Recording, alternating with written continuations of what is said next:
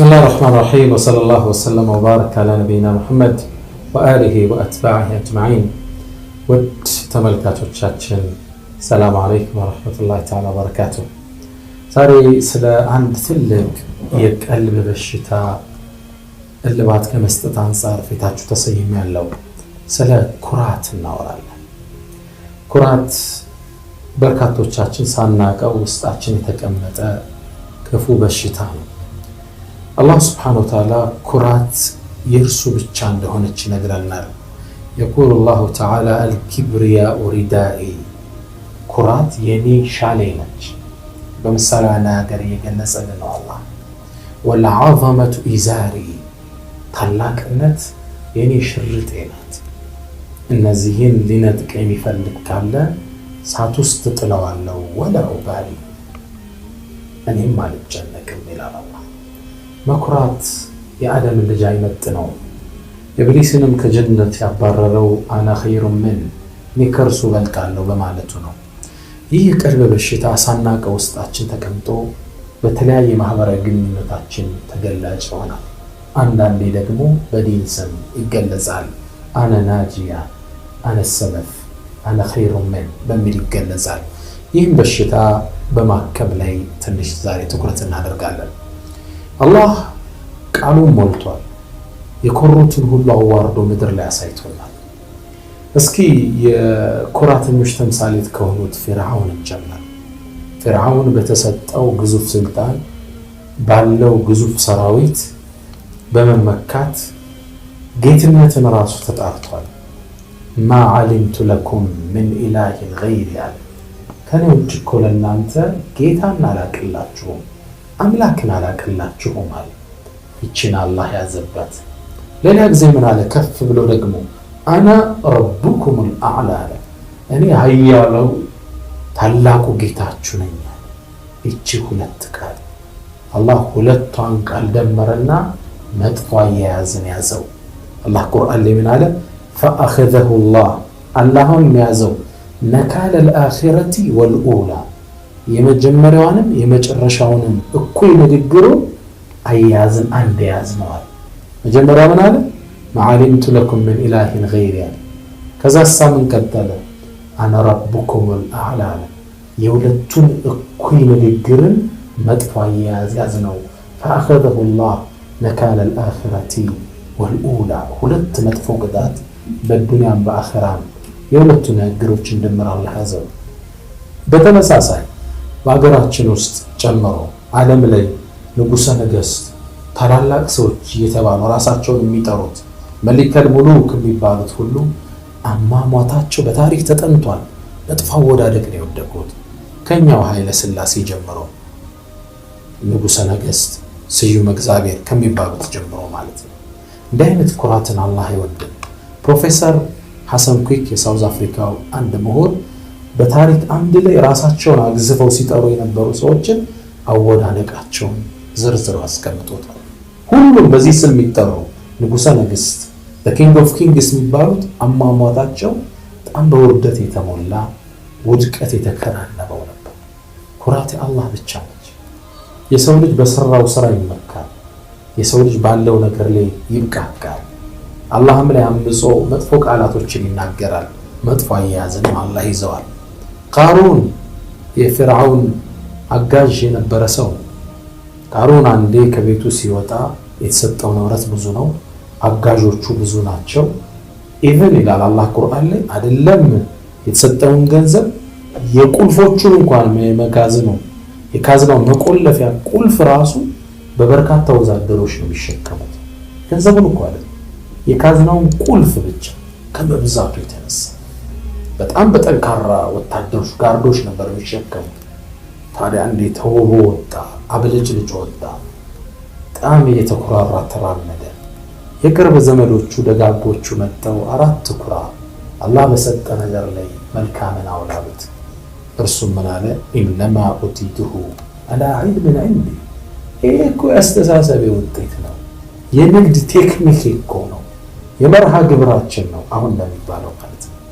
ያው የሰው ልጅ ፕላን ያደርጋል፣ ይኸጥጣል፣ ያወጣል፣ ይለፋል፣ ግን መጨረሻ እገዛው የት ነው ያለው? ከአላህ ነው።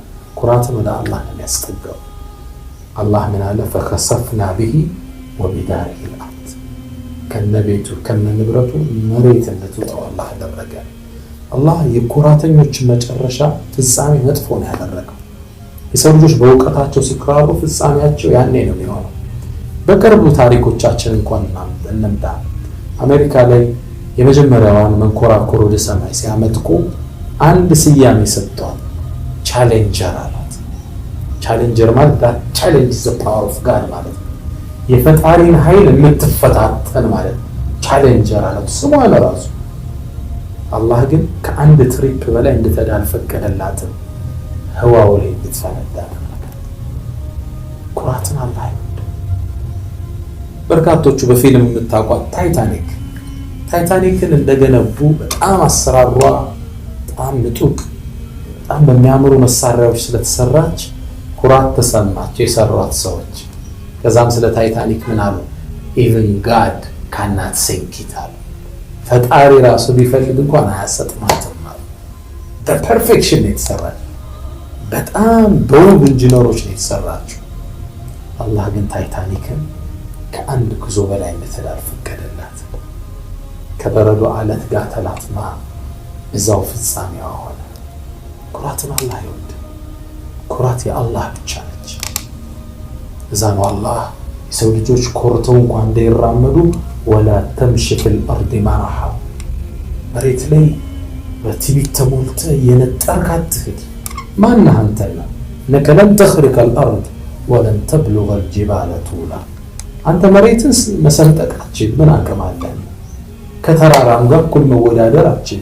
አንተ ትንሽ ፍጡር እንዴት ነው እንደዛ የምትራመደው? ይላል።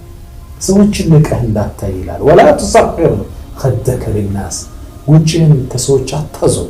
ወላ ተምሽ ፊል አርድ መራሃ፣ መሬትም ላይ ኮርተህ እየተበትክ አትሂድ። አላህ ኩራተኞችን አይወድም። ኩራት አሁን ሳናቀው ወደ ሙስሊሙ ማህበረሰብ እየገባ ያለ በዲን ስም እየተገለጸ ያለ እኩይ ስነ ምግባር። አንዱ ሐረም ላይ ጠዋፍ ያደርግ ይሄዳል። ታዲያ ሰው ሁሉ ከአባ ላይ በእግሩ እየጠወፈ እሱ በበቅሎ በፈረሱ ኮርቶ ይጠወፋል። ሶፋና መርዋም ላይ በፈረሱ ተመላለሰ። ሰዎች አዩት። ከዛ ይላል ይሄን የተመለከተው ሰው ዑምራውን ጨርሰን ወደ ሀገራችን ስንመለስ መንገድ ላይ ግለሰብ ፈረሱም እንደሆነ አይታወቅም ባዶ በረሃ ላይ በእግር ሲሄድ አየን። ደክሞት ላበላብ ሆኖ ወንድሜ ምን ነካህ ብለን ጠየቅነው። ግለሰቡ ማለ ረኪብቱ ሐይث يمشي الناس፣ ሰዎቹ በእግር በሚሄዱበት ላይ እኔ በፈረስ እንጣጥ ብዬ ንጥርጥራል። وحقا على الله፣ አላህም በእኔ ላይ ግዴታ አረገው يمشيني حيث يركب الناس፣ የሰው ልጆች በበቅሎ በሚሄዱበት ቦታ በእግሬ እንደሄድ በዚህ ፀሐይ ያደረገኝ። ወዲያው አላህ አስከፈለ። ኩራትን አላህ ይወዳል። የኩራት መገለጫዎችን ልንገራችሁ፣ ወደኛ እናምጣው። ሹራ ላይ ሐሳቤ ካልተደመጠ ማለት ይህ ኩራት መገለጫ ነው። እኔ ትክክል ብሎ መሞገት ይህ ኩራት መገለጫ ነው። እኔ ካላካተተ ይህ ስብስብ አፈርድሜ ይብራ ብሎ ማሴር ይህ ኩራት መገለጫ ነው። አንዳንዱ ሐሳቡን ስብሰባ ላይ ስትነቅፈው ስብሰባውን ረግጦ የሚወጣ ልታገኝ ይችላል። ሌላኛው ዋትስአፕ ግሩፕ ለጥሮ ሌፍት ሊያደርግ ይችላል። እነዚህና መሰል አካሄዶች የኩራት መገለጫ ናቸው። ልብ በሉት። ሚስትህ ሐሳብ ስትመልስልህ መበሳጨት የኩራት መገለጫ ነው። ሐሳብ ታቀርባለህ፣ እሷ ስትመልስልህ ታዳምጣለህ። እነዚህ ፓርቶች የኩራት መገለጫ ናቸው። ኩራት የውስጥ በሽታ በአካል አይደለም የሚታየው። ኢብኑ ጀውዚ አንድ ንግግር ይናገራሉ፣ በጣም ይጠቅመናል። በተለይ ወጣቶች አደራ በሉት። ወለሩበማ ይላል፣ ምናልባትም ታያለህ ይላል። ወለሩበማ ለተራ الرجل قد قصر ثوبه፣ ምናልባት አንድን ሰው ታየዋለህ ሱሪውን ወይም ቀሚሱን እስከ ጉልበቱ ግማሽ ድረስ ቆርጦታል። ወፊ ቀልቢሂ ኪብሩ ፊርዓውን፣ ቀልቡ ላይ ግን የፊርዓውን ኩራት። በቃ እኔ ነኝ ሱኒ፣ ሌላውማ ሙብተዲዕ፣ እኔ ነኝ የተውሂድ ዘብ፣ ሌላውማ ሙሽሪክ አለ። አለው። አነ ናጂያ እኔ ነኝ ምርጡ፣ እኔ ነኝ የሱና ኡስታዝ። ኩራት አለ። አላህ ማይወድ በጣም አላህ የሚጸየፍ አሁን ወጣቶች ዘንድ እየገባ ያለው መጥፎ አካሄድ መተናነስ አይወዱ። ሰለፎቹ ተነስታችሁ እስኪ ዳዕዋ አድርጉ ሲባሉ እንዴት ነው ዳዕዋ ማድረገው? በነፍሴ ደስተኛ ሳልሆን በማንነቴ ሳረካ ቁሜ ሰዎችን ልናገር ነው እንዴ ብለው ከዳዕዋው ሁላ ይሸሹ ነበር።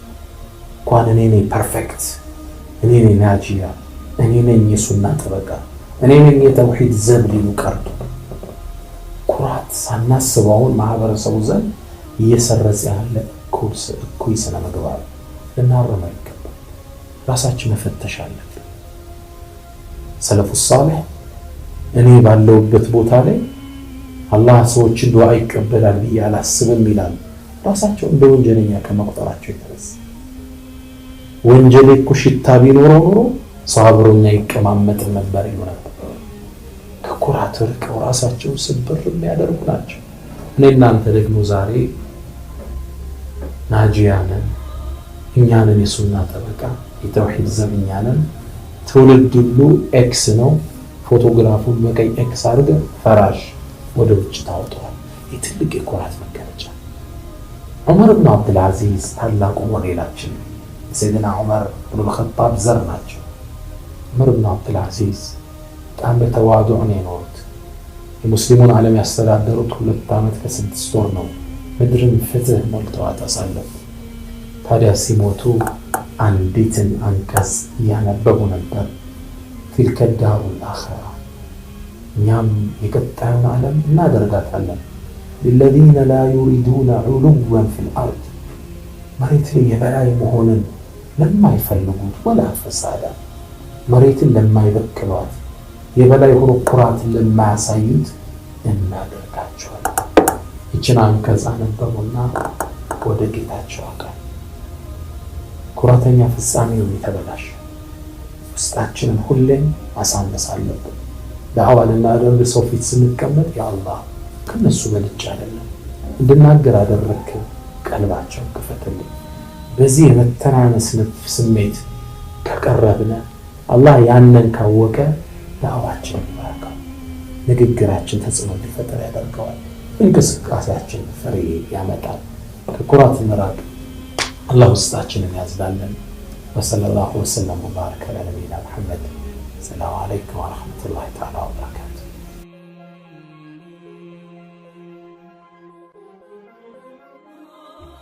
ሰላም አለይኩም ወረሕመቱላሂ ተዓላ ወበረካቱ። ውድ ተመልካቾቻችን አሁን የምትከታተሉት ያሲን ቲቪ ነው ወይም ዋይ ቲቪ የምንለው ነው። በዚህ የቴሌቪዥን ጣቢያችን ውስጥ በርካታ ትምህርቶችን እንማራለን። እስልምናዊ ግንዛቤያችንን እናሰፋለን። ማህበራዊ ትስስራችንን እናጠነክራለን። የበለጠ ተጠቃሚ እንደምንሆን ተስፋ አደርጋለሁ። ሰላም አለይኩም ወረሕመቱላሂ ተዓላ ወበረካቱ።